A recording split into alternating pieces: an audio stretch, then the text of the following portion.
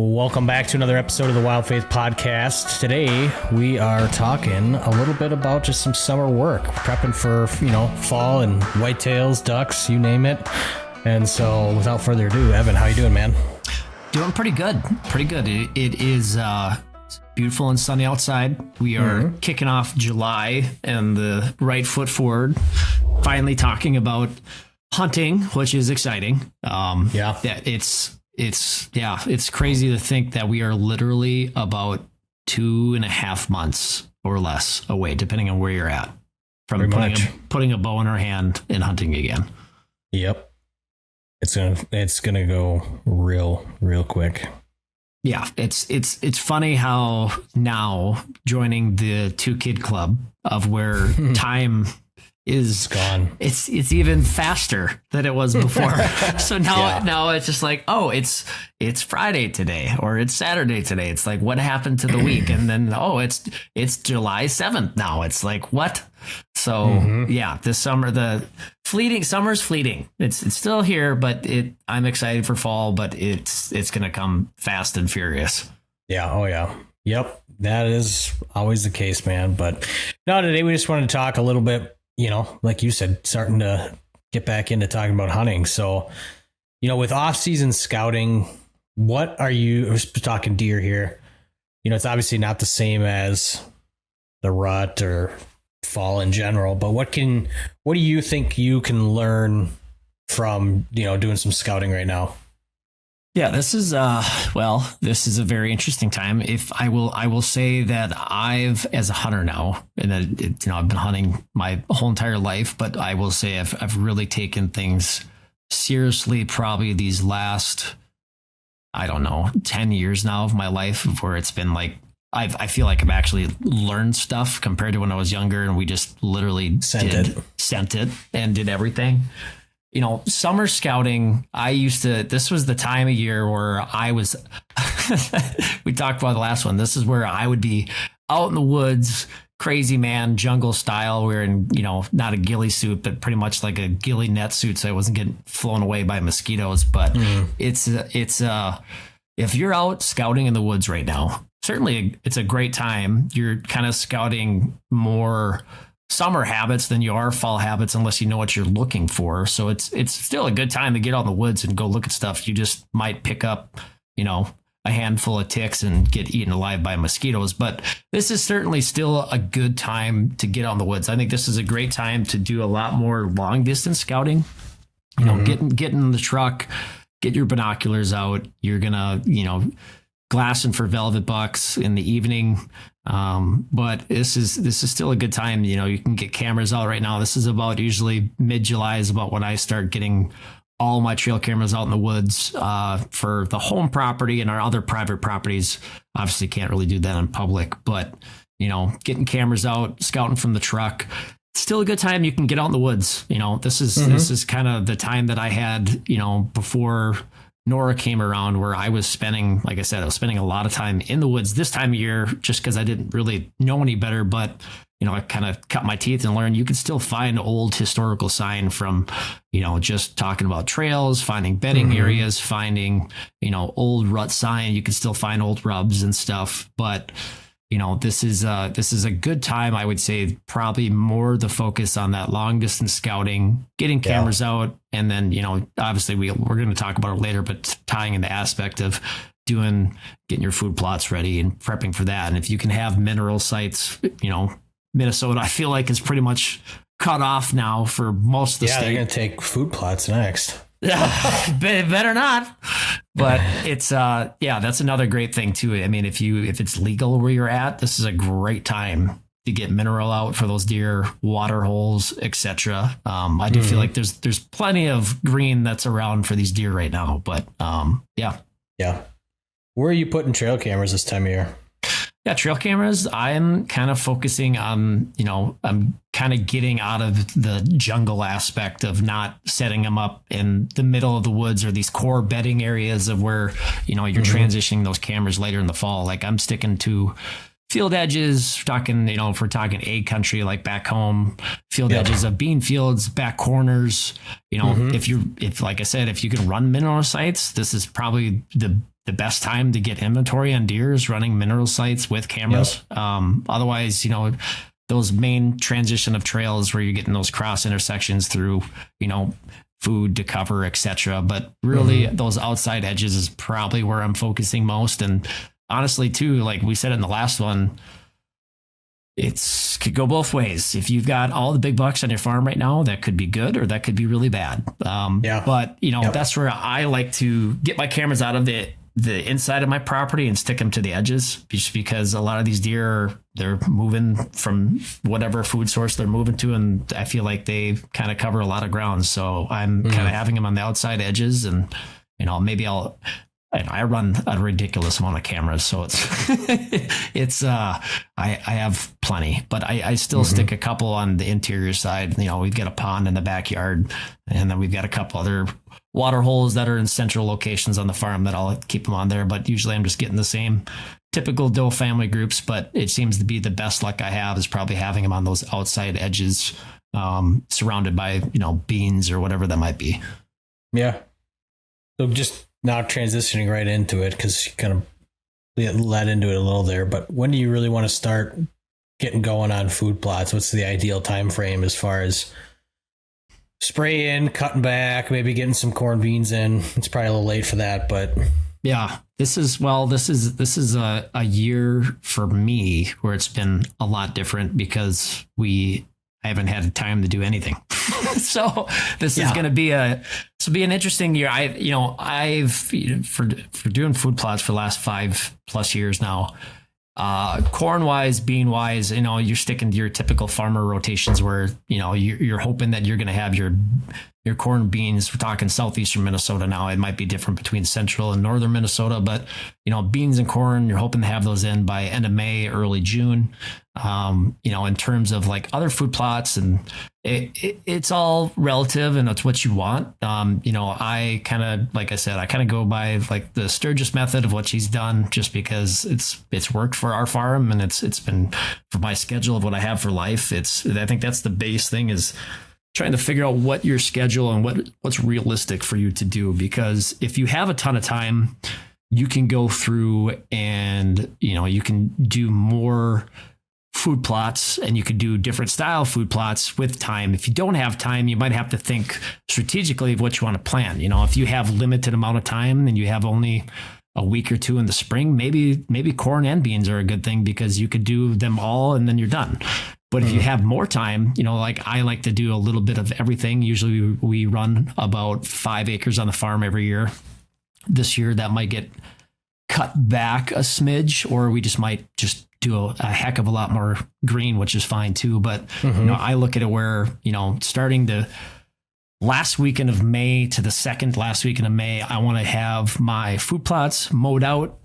Even if it's clover, I want to get everything mowed out. I want to, by that first week or two of June, I want to have my first application of spray down, because like I said, I kind of relate to the Sturgis method, more no-till. I still don't have a no-till drill. I think that's probably your best method you could possibly do. But it's all, and it's another thing, it's all weather dependent for doing that type of planning, where you have to have rain and you have to have consistent rain. Otherwise you'll lose your seed. But like I said, so I kind of go through that method. So usually I like to do 3 to 4 applications of spraying. We're talking Roundup, 2,4-D. Usually that first spray, I'll try to do a combination of 2,4-D with Roundup, 2 quarts per acre for Roundup. And then I think it's 1 part per acre for 2,4-D. And that first spray is so crucial, because before that green up gets too tall, you can kill everything off. You're going to have a blank slate, and then you're, usually typical, I'll go the first week of July, and then the last weekend of July, just before I plant in August, is about my spraying rotation. By that time, it's literally just dirt, which is the best thing possible. So, but this year's a little bit different. The golf cart broke down, so we couldn't spray. We had to get the tractor fixed, so we couldn't get the corn in. So now we're sitting where we have, I think Eric got all the food plots mowed. We haven't sprayed yet, which is okay. So that, this is where also too, it depends on what you have for equipment. Do you have a a tractor? Do you have a four-wheeler? Do you have a sprayer? Do you have a, it's all relative to what you have. But, for me, like I said, I get those three applications of spraying done. And then usually by about that first week of August, usually I shoot for about August 9th. My goal is to have seed on the ground. I will go through and either disc it, or depending on what I have for soil conditions and with what we have for coming for rain, either I'll disc it, seed it, cultipack it, and we're good to go. But most of that, I am really that between July, the last weekend of July through about the second week in August, wherever that really big rainfall is going to fall, that's when I'm going to plant. Okay. That's interesting. And then as far as, what happens when you get to what's my question here? Like, I'm trying to think of just in years past what we've done as far as when is it too late to do like some hinge cutting and that kind of thing? Oh, yeah.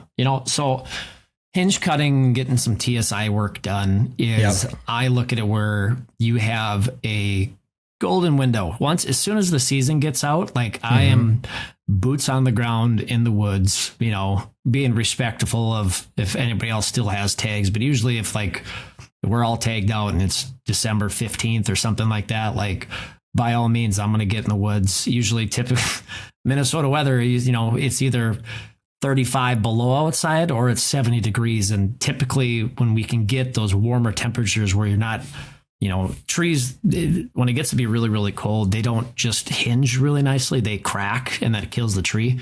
So that early part of winter to that late part of winter is a great time to get out and do a lot of TSI work, in my opinion, for like hinge cutting, anything like that.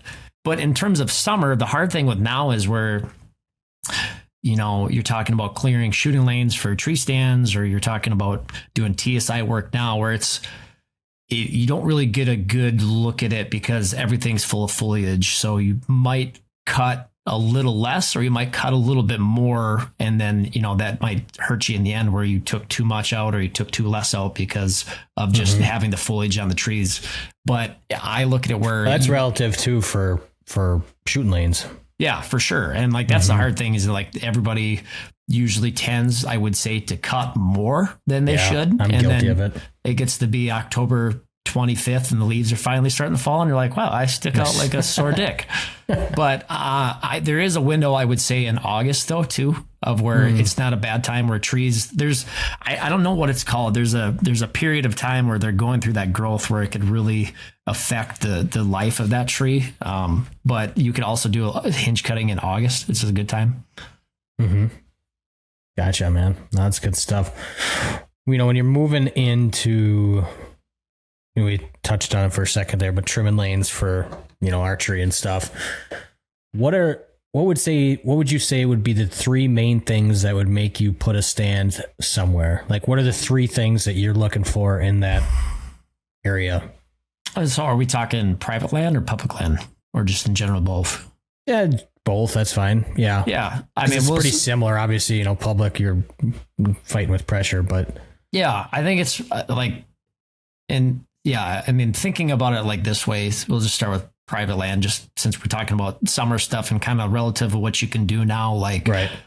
A lot of that is going to be, what is the purpose of the stand? Is this stand going to be middle of the rut, I'm going to hunt it one time stand, or is this a stand? Is it going to be a lookout stand? Is this going to be a stand that I'm going to go to? And, I've kind of learned through time on private now of where you can alter your property. It takes a lot of work. You can alter your property to move the deer the way you want to move them, which is amazing.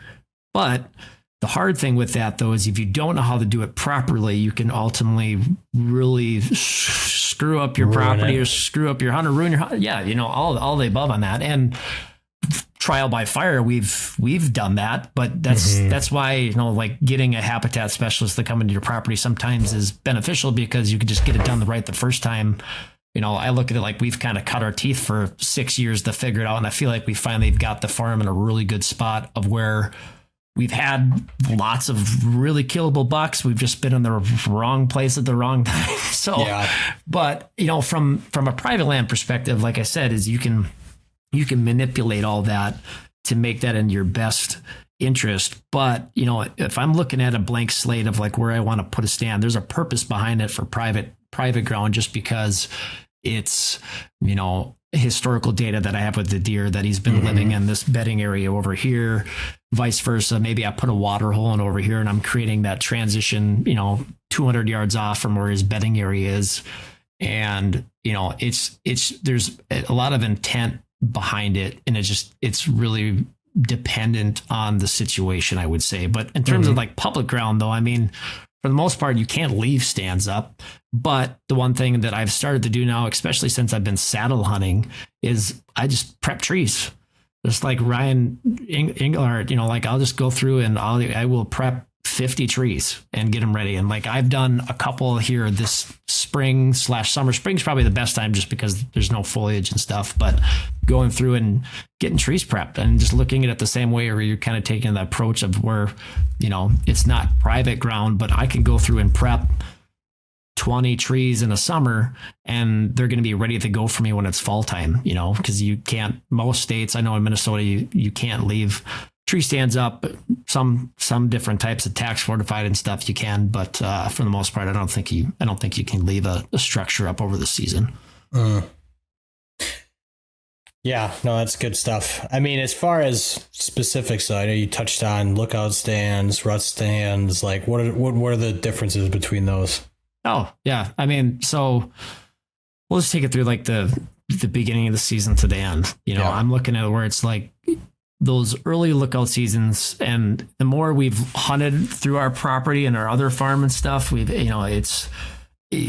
kind of like to hunt my way from the outside in throughout the season. So like I'm sticking to the outskirts. I'm leaving the whole property, not necessarily as a sanctuary. I think that gets a term that gets overused way too much, but I am skirting the edges. I'm letting the deer do their things. If we've, like the one particular year we had, there's the year that Eric killed his buck, and we had, Eric killed his buck, Colt killed his buck. So we had 3 shooters that were living on our farm, and they were living all within probably 180 to 200 yards from each other, from what it seemed like their core areas were. And that obviously changed throughout the season.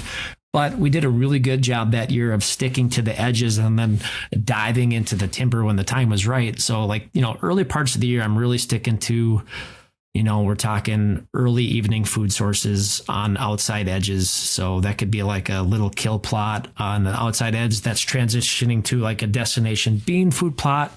And then, taking it into like October, acorns are dropping, white oaks are dropping, red oaks are dropping.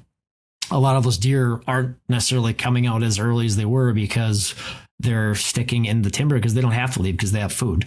And I might start hunting more scrapes on transition areas, between bedding to food. And, that might be taking it, it might not be much. It might be only an extra 75 yards into the timber or into the cover that I might be going into now. And then I look at where it's like the rut stands is, those are set up that I'm only hunting those during the rut. I'm rarely ever going to be in there in September just because it's too hard to get in there. You're going to bump deer. And the nice thing about it is I still believe that some of your best success you're going to have is the first or second time that you're in that stand.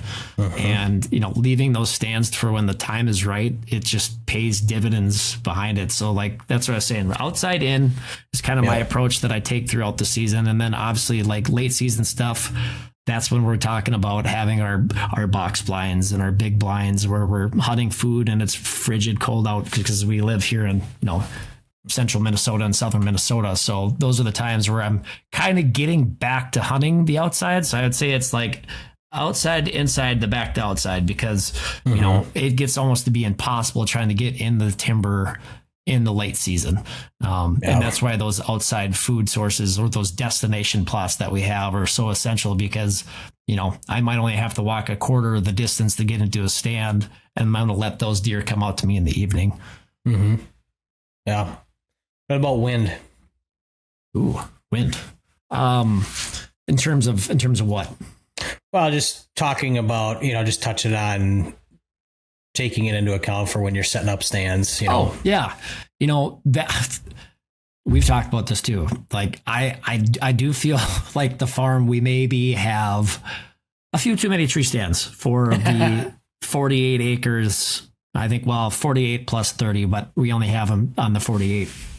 And I think we have 15 stands, I think, which maybe is a lot, but I look at it where it's like, we don't hunt all those stands. Like I said, we hunt maybe 4 of them early in the season. We have probably another 4 or 5 that I would hunt in the middle of the season, and then just our late season stuff. So it's like they all kind of get used sparingly, but Sure.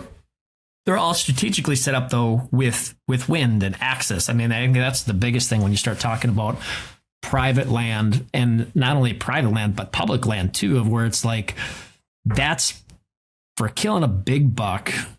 Your number one thing to take into account is the wind, in my opinion. Obviously, hunting weather fronts and talking about time of year and all the other stuff, that's relative. But wind is so essential, and getting in clean is so essential. And not only just getting in clean, getting it out. So like that adds a whole layer of complexity to a property of where it's like, okay, well, how can this tree stand might be in the perfect spot, but if you can't get to it and you can't get out of it, like that's the problem that I've had these last couple of years. I've had good entry into some unique spots on the farm, but getting out is impossible. Or almost like it's like Sam's story of where it's like, all right, well, I have 10 deer around me and it's 30 minutes after shooting light and I can't leave because if I want to hunt tomorrow, I can't spook these deer. So it's like, what's your thoughts on like throwing out like a coyote howl on that one just to spook them out?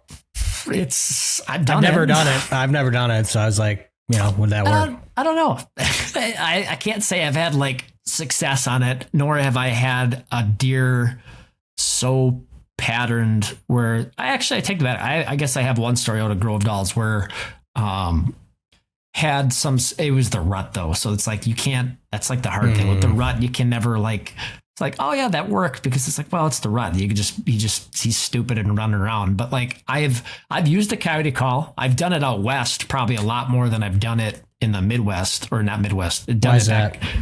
Just because you're like, why'd you use it out west? Just because like for example, this last year's hunt, when we were out there with Eric and with Noah, there was a couple times where, it's a 7-day hunt. I have nothing to lose at that point. Back home, it's like you have the luxury, at least for the most part, of where it's like, all right, well, if I can't kill him now, I can get back here in a week or two. Where it's like out there, it's like that deer might be living in that coulee for a day or two, but if all of a sudden there's 25 deer in that coulee and you need to get out of there because it's after dark and you don't want to bump and you want to get back in there tomorrow morning hoping they'd be there. I've done it then. And did it work? That's the funny part, is like, I've had it a couple times where, yep, all the deer, they're gone. And I've done a coyote call. I've done like the death call of like, like a rabbit dying, like a rat, something in distress, just something that sounds natural. That's different. And then I've had it where they don't care. And they're just like, yeah. It's like, oh, all right, well, I guess I have to play Mission Impossible and try to get out of here. Yeah. No, it's good stuff, man.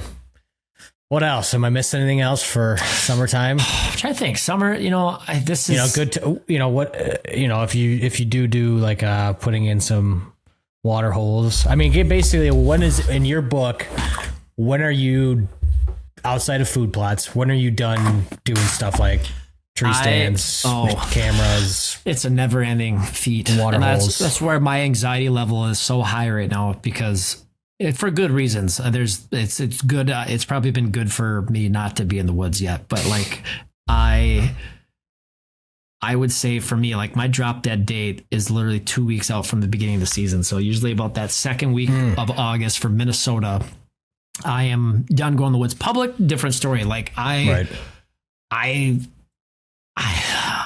guess I've only had a couple instances where I've had a buck pretty well patterned on public early in the season, where I've had a couple cracks, but it's a little bit different too, where it's like, I can't control public. There could be a guy that goes in there the day before and just puts his typical, hunter would go out and puts his tree stand up the day before the season. Like, I can't control that. So, but private land, it's like, at least where it's like, I know, we're between you and between Eric and, we're under a mutual understanding where it's like, all right, well, it's August 25th. It's like, we're done messing in the woods. No more 4-wheelers, golf cart rides. Like, we're done.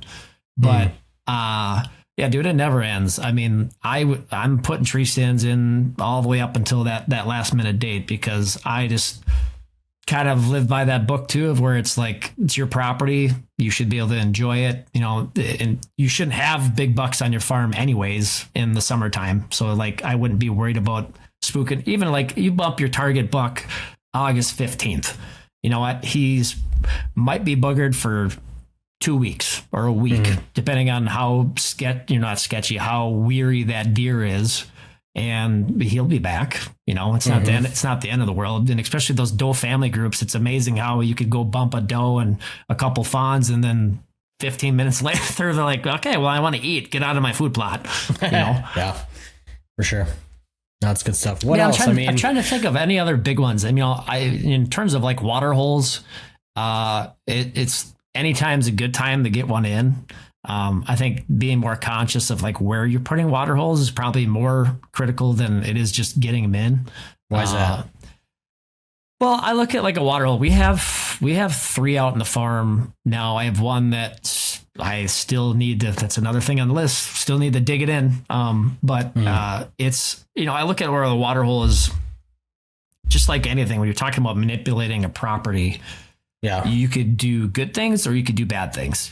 Putting a water hole on a destination food plot, it doesn't really add any value to you. It does to the deer, I guess, because they can kind of drink, but like, you're not getting the lure or the draw of what that water could actually do for you. So like, I love to put water holes on those transition zones between bedding and food. Like, you're trying to, like, the way I look at it with like, when you have a private property, and you're doing food plots, you're doing water holes, you're doing all the things that it seems like everybody nowadays does. You're trying to get that deer on his feet. Because I think people don't really think about this a whole lot, where it's like, think of a big buck. You think of where, so let's say it's September 16th, sundown's at 8:15. I don't really know don't count me on that, but we'll just say it's 8:15. You could shoot. Last light's 8:15, so you can sundown's at like 7:50. People think that like that deer gets up at like 7:55 and meanders, his 50 yards, and then that's it. And you never see him. Like, a lot of times those deer are up moving around in a bed. Like, if you've ever had a chance to watch a big buck get up out of his bed, you'd be shocked to how many times that deer actually gets up, moves around, eats a couple leaves, beds back down in a different bed, gets back up again. Like, that deer might be up at 6:30. You just don't see him because he doesn't leave that staging zone.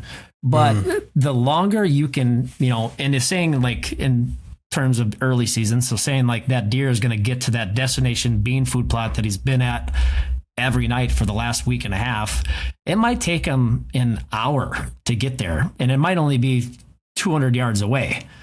So the way I look at it, where it's like, so in between that is where I'm trying to kill him. I'm not killing him from his bed. I'd love to learn the ways of Dan Infalt, and just, he's a nut. But he's a big buck killer, of getting in ninja close and literally watching that deer get out of his bed and kill him. But we're talking private land, we're trying to kill him in that transition. So that's where the value of having staging plots or kill plots, having water sources to those destination food plots are so key, because you're trying to keep that deer on his feet as long as you can before he gets to hit the place that he wants to get to. And typically he's going to get to that, destination food plot at dark or right at last light. So if I can have him hit a water hole out of his bed from 100 yards, and he's going to spend 5 minutes there drinking water, well, that's 5 extra minutes that I didn't get. Or if it's him coming to a water hole to a kill plot, maybe that's an extra 10 minutes I'm going to get of a chance where he's going to be up on his feet during daylight that I otherwise wouldn't get, So it's just trying to make that path time from bed to destination food plot longer than it normally would be when he's just going to do a straight line and get to the food. So that's kind of the nice thing of having those extra little gems on a property is because you're just kind of extending that time where that deer might be on his feet. Good point. I like that. What other summer checklists are you knocking off as far as kind of gear prep, that whole realm? Tree stands, man. Make sure this was it last year or 2 years ago. I almost fell. That was never happened to me before. I've fallen out of tree stands, but I've never had one like break. That was the first time I'm wearing my harness, so thank God. But it was, so make sure for sure tree stands. If you're, some people I know take their tree stands down every year, and good for them. I have not done that. I'm lazy, and I've left tree stands up in the same tree for 10 years. I like to burp my straps though at the end of the season to not kill the trees, because your straps will grow into the tree, or your post or whatever you use, they will grow into a tree, and you'd be shocked how trees absorb stakes. Like, it's kind of fun to see that in public land sometimes, where you'll see what is like a 6-inch foot peg that has a nub left on it. It's like, well, that tree ate that whole entire tree peg and grew around it.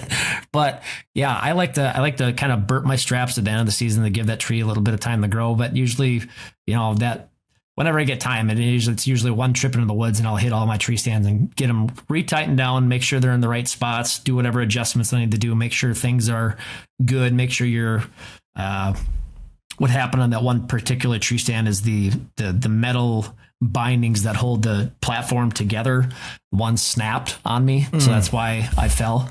But, making sure just those things are good. And, talking about trimming shooting lanes again, that's a really big one where I think, habitually, I like to think about this when I'm sitting in a tree stand throughout this season, where I'm always taking notes and trying to understand, like, all right, is this tree in the way? Because trees grow, they don't not grow. So, things change every year, and trying to keep mental notes, or if you like to write on your iPhone like I do, where you can have those little notes for tree stands where it's like, all right, I need to trim this tree, and being kind of more strategic about it rather than just leveling trails, because that seems to be sometimes too where deer don't like that, where it's just too open, where they kind of they enjoyed having that cover, especially those interior trees, interior bedding areas where they feel comfortable. They feel comfortable because it's thick and gnarly. You only need a 2-foot shooting window to go through and get an arrow through. You don't need to clear out a 10 by 10 path that deer might freeze up and look up at you too.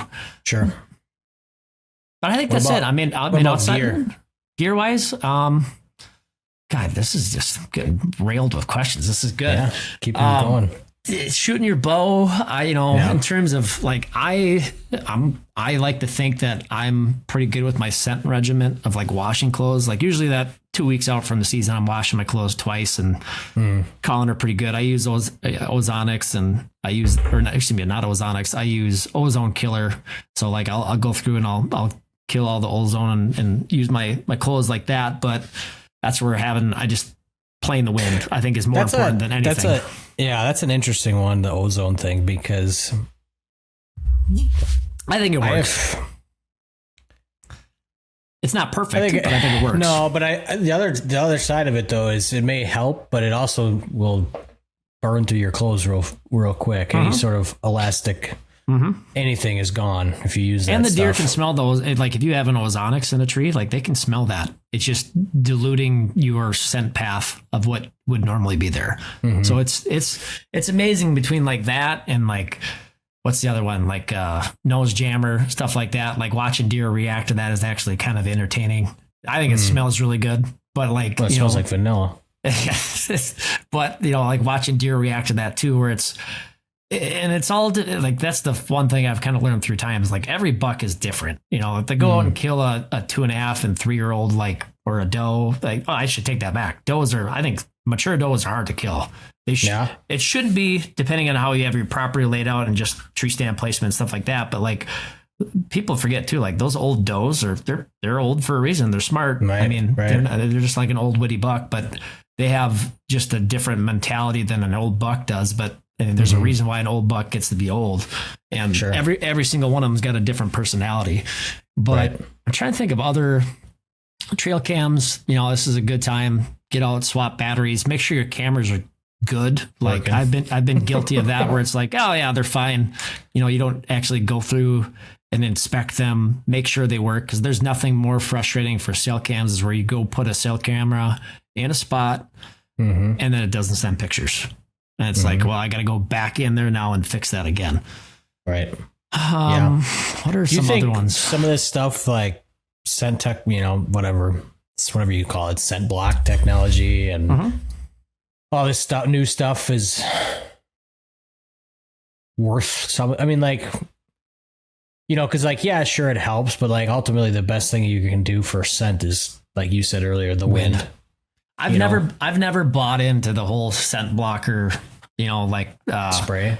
Eberhard talks about that all the time. He's a nut Scent with lock. this stuff. He's like locking his clothes away. He's got a separate washer, washes them in special carbon stuff that he does, and he swears and lives by it. But he's also one of the greatest hunters of all time in Michigan, and I just have never done it. I've never bought it. I believe in, you know, I do think using scent killer does take down some of your scent. Doesn't take down all of your scent. If you believe that it does, you're crazy.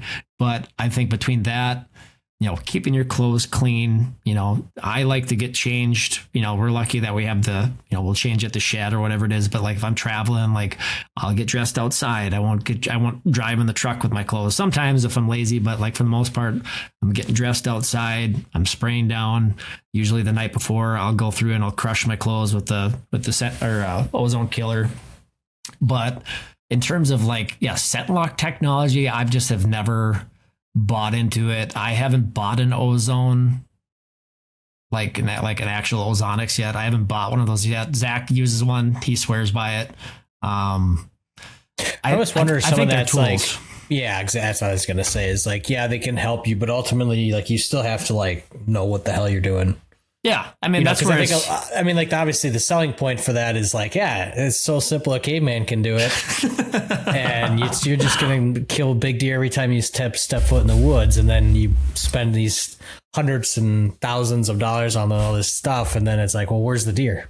Like, I think you still got to cut your teeth and learn, you know, 100%, what I mean? Like 100%. Obviously like we use them. You know, they can help you, you know, like you said, they can help mask some of the scent, not all of it to an extent. But yeah, I think a lot of it just comes down to like, you just got to get in the woods and figure out if it's private, figure out your property, what works, what doesn't work, not, you know, falling in love and being set in your ways and not changing. And then it's the same thing with public. Like you gotta, you know, Onyx, just digging in on boots on the ground. And then it's just, you may set up and it'd be like, well, this was a stupid spot, and then well, hey, guess what, you didn't kill a deer but you learned something, so you take that into the next hunt and you just keep plugging away until hopefully you can plug a deer. For sure. And I mean, I think that you said it right there, and I think that's the best advice really, is where it's so different on private ground because the definition of insanity, you know, it pretty much is where you just keep doing the same thing and nothing ever changes. Where I look at with the private ground, you have the opportunity, you have a blank slate where you could do whatever you want to do to that property to make it better for you. But if you sit in the same tree stand every year and Uncle Jerry kills a big buck out of the same tree stand every year, it's great. It's a great spot, but it's also too where it's like you can change that where, you know, you could have 3-4, it's all dependent on how big your property is, but you could have 3-4 bucks on your farm that live on your farm that you can have consistent opportunities to kill those deer. But the biggest thing you said there is just boots on the ground in the woods. Like this is still a great time to get in the woods, where I just look at it. The more that I've evolved as a hunter, I'm not a great hunter by no means, but I'm not terrible. I don't like to think I've had a lot of really close opportunities. I've had bad luck, but in terms of what I've learned is like, for me, this is still a great time to get in the woods, especially like I look at like for you, Luke, like, you know, you're going into new uncharted territory this year. Like this is a great time to get out, look at what you found on Onyx and just correlate that, because a lot of times too is like Onyx is accurate, but it might look a whole lot different when you get into that spot than it does on an aerial map. But the transition of where I've learned a lot more is I've done a lot of early season scouting in June and July, and I've kind of gotten away from doing more scouting at this time and doing more scouting in March and February, or even talking like early April of turkey season time too. But it's usually a little too late by then, of where you're kind of getting into those. I can see last season's sign. I can still find old rubs. I can find old scrapes. You can find those transition areas. But what I've kind of transitioned to is in the fall, and this has been all just a credit to hunting public land, which is kind of fun, which is transitioned to me doing more of on my own property, is where it's like, I like to do a lot of in-season scouting, of where it's like hunting the fresh sign, where it's like, you know what, I know there's this fresh scrape. We're talking like maybe it's October 15th. I'm going to go hunt old tried and true tree stand because it seems that I always see big bucks out of it or whatever it is. But, 60 yards down the pathway, there might be 2 fresh scrapes that buck's hitting every day, but I don't know that. And I don't want to hunt it because I already have a tree stand here. So like, that's where public land for me in season scouting has changed my outlook on stuff, where it's like, you got to go where the deer are. Right. And the only way you're going to do that is getting boots on the ground and just explore. Yeah, for sure. No, I was going to touch on one thing. You were talking about doing some scouting in like late winter, early spring. Is one thing that I've done before is turn on the onX tracker and just start walking deer trails. 100%. They stick out way better, obviously, when there's snow on the ground or whatever. But yeah, you can really. And then when you go back home, you kind of all of a sudden you get this spider web of intel that you just like, oh God, there's trails crazy there. The other thing too, and I haven't done this maybe about a couple times on our old lease we had, but there was, and I read this article and I wish I knew who was talking about it so I give them credit, but basically they took segmented pictures, aerial shots from onX. If you had like 100 acres, you break it down into 4 25-acre chunks on a piece of paper, break it and print that off with your stands, whatever you have on onX, trails, whatever, all your pins. And then you start walking every little spot on your property, different times of the year, early of the year, not hunting, but January to March, and then early summer, and you just start dropping milkweed. And then you really get some intel, because you're not only know where all your tree stands are, where all the trails are, but then on that map, you're marking with arrows prevailing winds. Like, okay, early in the morning, that's where it's, talking hunt high in the mornings, low in the evenings with thermals. But you could really start to get a sense of your property on just how the wind is going to affect all that. And then you can obviously change strategy. That's a great point. Like, for sure, I am 1,000% in on the milkweed train, because I've been anywhere, right? Tree stands or out west. I've used milkweed for, I don't know, like 10 years now. And it's, I would have never, I used to have little scent puffers and stuff, which is good still. It's better than nothing. But better than nothing, but yeah. The cool thing with milkweed, when it disappears, it's about a foot from your face. It's about it. Not to give you too much. Like, out west was probably the most opening thing, where it's like, you watch how this milkweed reacts in an evening, dropping down into a coulee, and it's like, oh wow, I would have never guessed that it did that. And also it just shoots up the ridge, and you're just like, oh, that's how thermals work, because you just get a really bigger perspective on it. But also too, like, it not just doing it, if you're getting your tree stand set up now, it's a good time to do it now. But you hit it right on the head, where it's like, go out in the evening and do it. And another good thing, you can use smoke bombs. I've done that before. You can get the little, this is a good time, don't let the kids use them for the 4th of July. Just hoard all the smoke bombs. But you could do that too, of where you can get a little bit more of a bigger representation of what it would look like. But yeah, all season, go out, do that. You should be dropping milkweed regardless throughout the entire fall when you're hunting. But like, go in the evening, go in the morning. You might, like, I've found out, like, I love hunting by rivers, because the great thing about hunting by creeks and streams and rivers is in the evening time, that water is nice and cool, and your thermals are going to drop right down into that creek. And it's the perfect little especially you can get on that little inside pocket of a corner. I can't remember what it would be called on a stream. An oxbow.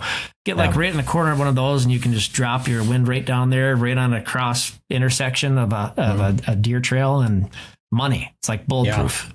Yeah, it's like, especially like thinking just hill country, bluff country, looking, if you're looking on Onyx, looking for like crow's feet, where you got, the 3 talons in the back, whatever foot. But then that's like you're talking with the evenings. That's generally where all that thermal is going to get pulled down from those cuts down to that center piece. Is solid chance that's probably potentially where Buck may be bedded too, just where he has the ability to smell and probably sees most of it, but smell everything in the whatever surrounding area. Yeah, and then it's just, one more thing to hammer home too, like get out in the truck or a car or whatever, a dirt bike, whatever the hell you have, get out and, find your bucks. This is a great time to get inventory on deer and figure out who's alive, who's running. It's July. We're recording this. It's the weekend of July 4th.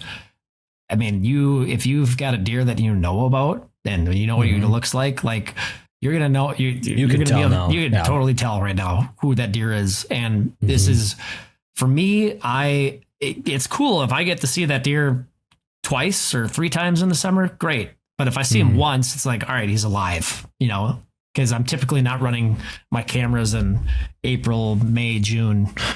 So just to know that he's alive, perfect. That's the only intel I had. And a lot of times I'm not getting pictures on my farm of these deer until I think of that about that second week of August is when they start popping up usually. But if I go drive around, I might see that deer 1.5 miles away, so that's where it's nice to get drive time, get the binos out, find your deer, get your tree stands fixed up. And the biggest thing, shoot your bow. This is such a great time to get out and just shoot your bow, get dialed in, get practice. And then we talk about it all the time. And obviously kudos to you last year for killing the only doe. But I love that first 2 weeks of the season where it's go get the jitters out, get some meat in the freezer, go whack a doe.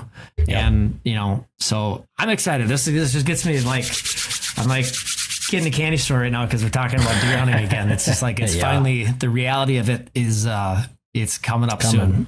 So I'm excited. This probably sounds crazy, but because we're literally in the middle of moving here, but to be able to, when this drops, we'll be moving our stuff into the La Crosse house. So, but I'll be excited to just have all of my stuff packed up.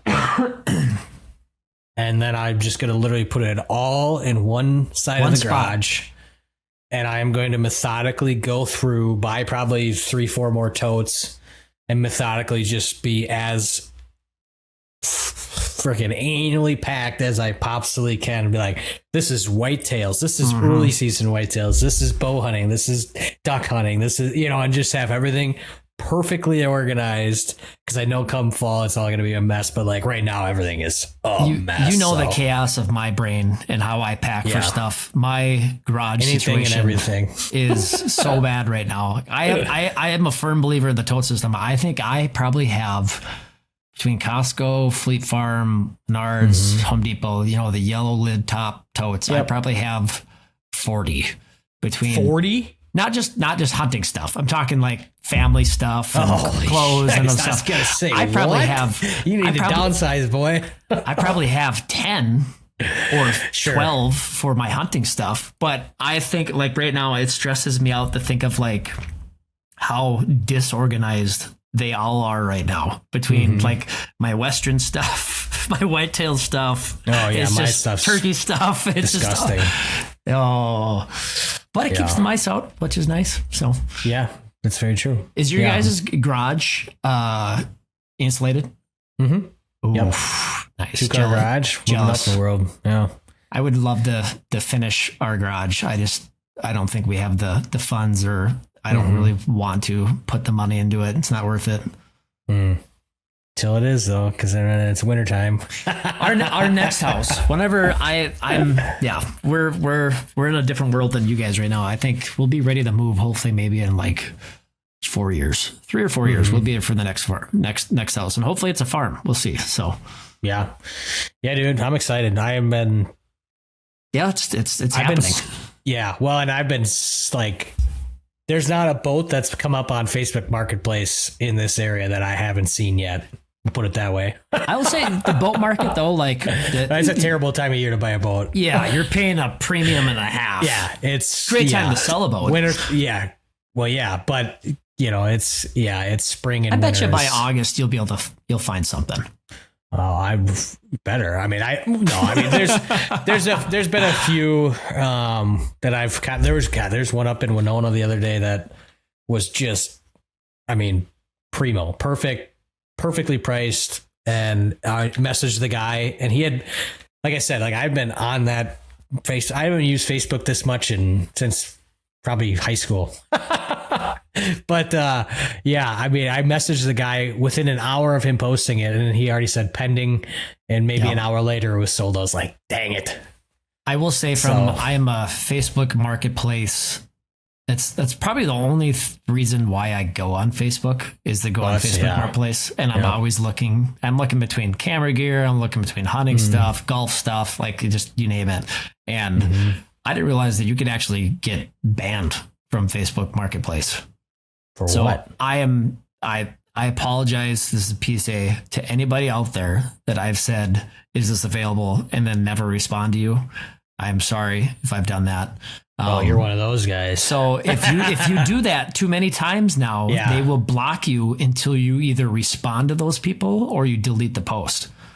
Well, the way I look at it, 9 times out of 10, if it's posted, it's available. Yeah.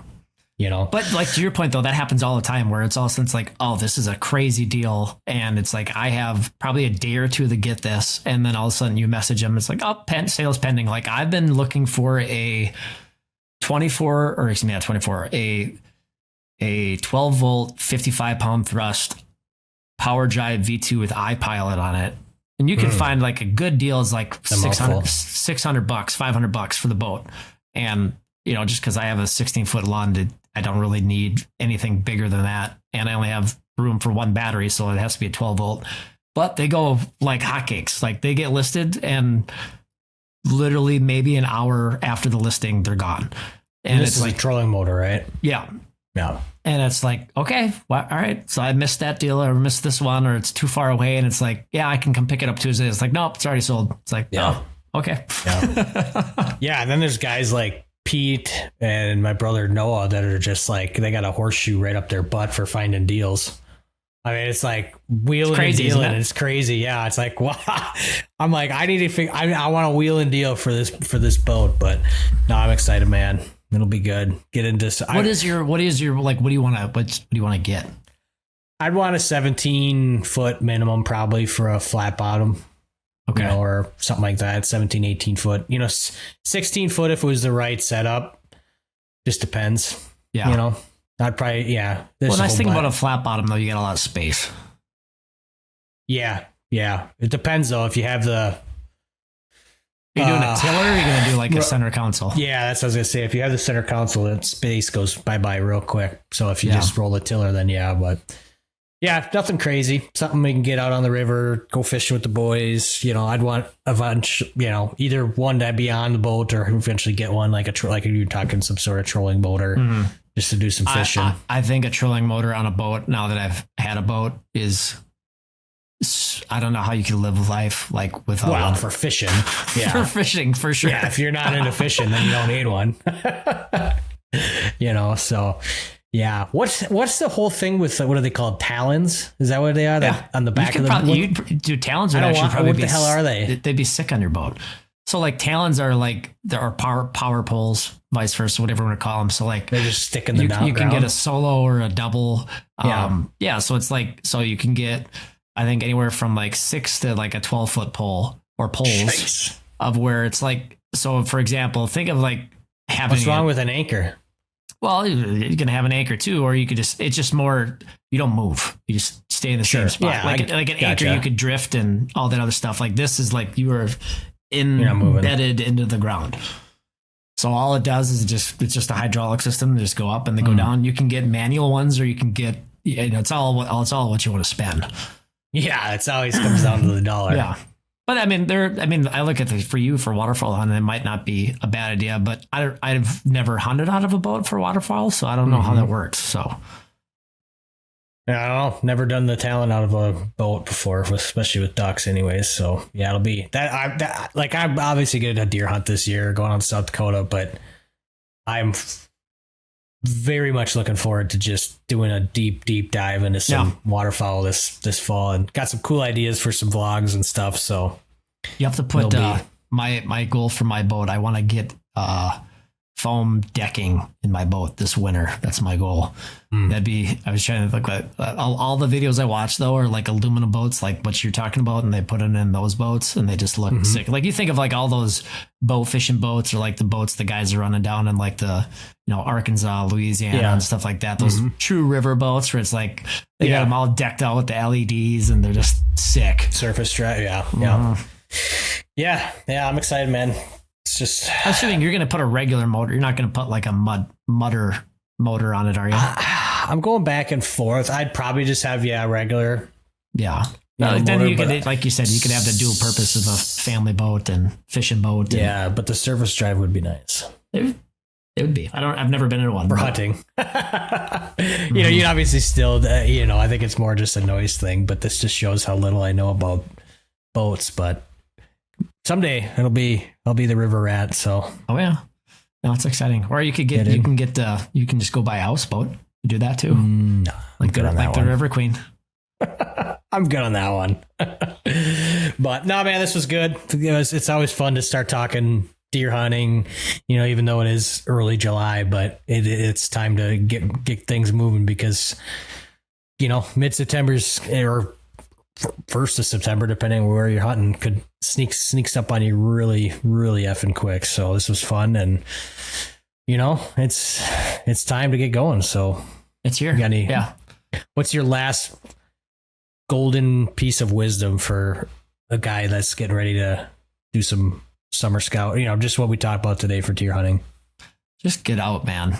It's that's kind of like, I feel like there's a little bit of a lull period. Obviously, like if you're not a turkey hunter, it's totally different too, because then you're really chomping at the bit because you haven't done anything all spring.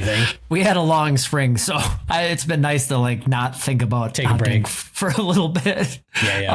But yeah, just get out, man. Like I'm pumped, and like now I've my daughter, she's so gung ho on like doing everything with me. So like I'm excited to get her out and do food plots with her and get her out in the truck and scouting for deer and looking for deer and stuff. But my things of wisdom would be just get out in the woods, shoot your flipping bow, do that. Make sure, like I'm due for string upgrades for both my trad bow and for my compound this year. So I'm going to get that done. Any other TLC work in terms of like getting your setup dialed for shooting, get that done. And like too, like I've practiced since last year was my first year shooting in a saddle. I practiced pretty religiously shooting out of it, but like if you are a saddle hunter or a tree stand hunter, like I've done it my whole life, or I'll go stick a tree stand up on a power pole I did that at our house where I'd stick a ladder stand up on a power pole and shoot out of that.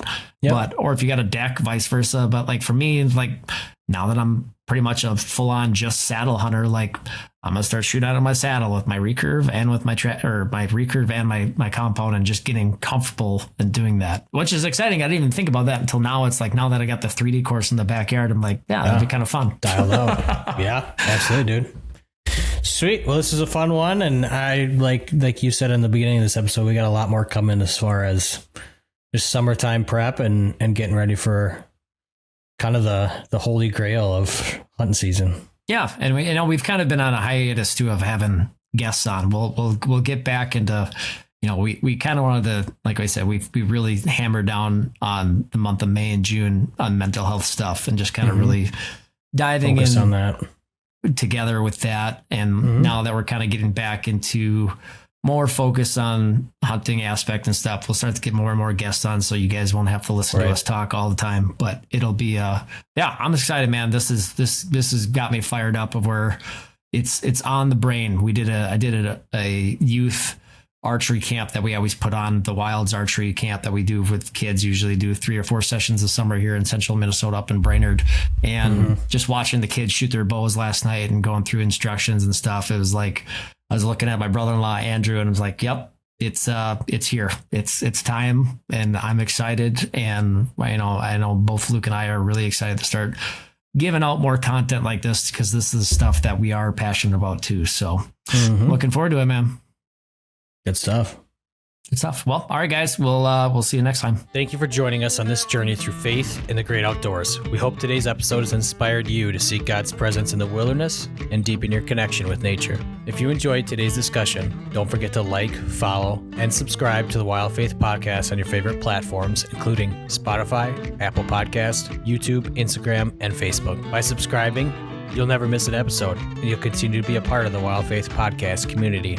We'd also love to hear from our listeners, so please don't hesitate to reach out with your questions, comments, or topic suggestions. You can connect with us on social media or through our website. Your feedback is important to us and helps us improve and tailor our content to better serve you. And always remember, the great outdoors isn't just a playground for hunting and fishing. It's a sanctuary for finding solace and spiritual renewal. As you gear up for that next adventure, I pray you find God's presence in the crackling of a campfire, the thrill of reeling in your catch, or the quiet solitude found in nature. Until next time, thank you for listening to the Wild Faith Podcast. Take care, and God bless.